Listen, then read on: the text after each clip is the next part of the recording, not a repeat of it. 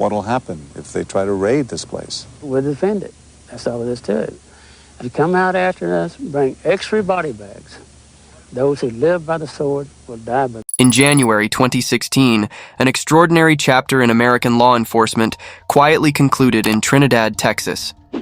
After almost 15 years, the longest armed standoff in U.S. history ended peacefully, but it left behind a trail of questions and reflections on gun control, individual rights, and the role of law enforcement. This video delves into the details of the John Joe Gray standoff and explores its broader implications for the ongoing gun control debate in America. The origins of the standoff date back to December 1999, when John Joe Gray, a resident of Trinidad, Texas, was pulled over by a state trooper during a routine traffic stop. Gray was found carrying a pistol without a concealed handgun license, which he believed was his God-given right. The situation escalated when Gray resisted arrest, leading to a physical altercation in which he allegedly bit the trooper. Subsequently, Gray was charged with assaulting a public servant, a felony offense. Instead of appearing in court, Gray chose to retreat to his 47-acre property along the Trinity River, where he armed himself and his family with an array of firearms. Thus began a nearly 15-year standoff, with Gray and his family refusing to leave their land or allow any outsiders in. Gray's defiance was unyielding.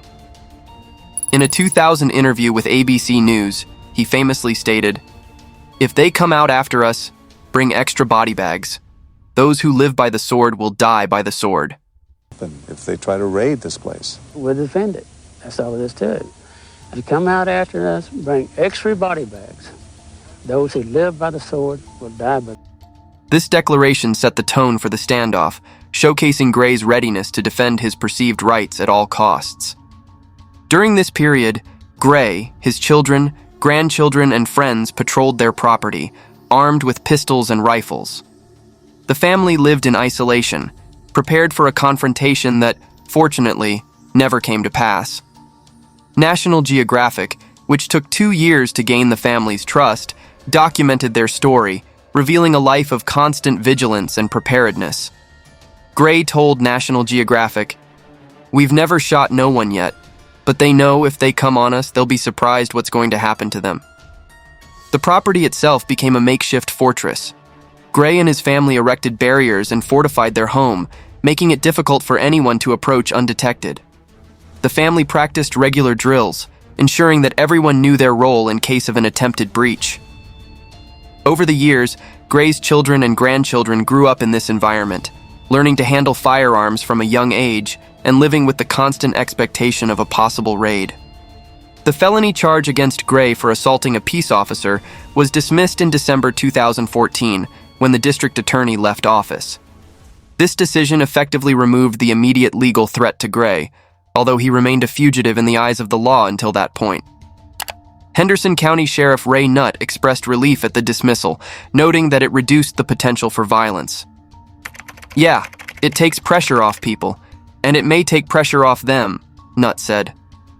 The sheriff acknowledged the inherent dangers of attempting to arrest Gray, stating, "It wasn't worth it," referring to the risk of deputies losing their lives in a potential firefight. The sheriff did warn me that if we couldn't meet those taxes, that he would have to come do something that we both would regret. And he knows me very well. That Sheriff Nutt's approach was consistent throughout the standoff. He maintained a policy of non-confrontation, opting to monitor the situation rather than provoke a potentially deadly conflict. Local law enforcement occasionally patrolled the perimeter of Gray's property, ensuring that he and his family did not pose an immediate threat to the surrounding community. I'm excited about telling you that's exactly what would have happened. And make no mistake about it, there's nothing about politically correct in a gunfight. There's nothing about politically correct when you're keeping people alive and well and safe. And the people of this community and these law enforcement officers come first. I meant every word of it then, and I mean every word of it. However, they never attempted a direct intervention, prioritizing the safety of officers and the public. The John Joe Gray standoff attracted significant media attention over the years. Local newspapers and television stations regularly reported on the situation, and national outlets occasionally picked up the story. The media coverage often portrayed Gray as a staunch defender of his rights, while others viewed him as a dangerous fugitive. This dichotomy reflected the broader national debate over gun control and individual freedoms. National Geographic's involvement brought a new level of insight into the standoff. The publication spent 2 years earning the trust of Gray and his family, resulting in an in-depth feature that provided a rare glimpse into their secluded lives. The article highlighted the daily routines of the family, their preparedness for conflict, and their unwavering belief in their right to bear arms. The peaceful conclusion of the standoff in January 2016 was somewhat anticlimactic. After nearly 15 years, the situation resolved without the dramatic confrontation many had anticipated. The dismissal of charges against Gray in 2014 played a crucial role in this outcome, removing the legal impetus for a forced intervention. Despite the standoff's end, the Gray family remained on their property, continuing to live as they had during the years of tension. Gray himself expressed a sense of vindication, believing that his steadfastness had ultimately protected his family's rights. The John Joe Gray standoff highlights several critical aspects of the gun control debate in the United States. 1. Enforcement challenges. The standoff illustrates the difficulties law enforcement faces when dealing with heavily armed individuals. The potential for violence makes enforcement of gun laws particularly challenging, especially in rural areas where residents may be well armed and ready to resist. 2. Second Amendment rights. Gray's steadfast belief in his right to bear arms without state interference highlights a significant perspective in the gun control debate. For many Americans, gun ownership is seen as a fundamental liberty, integral to their identity and freedom. 3.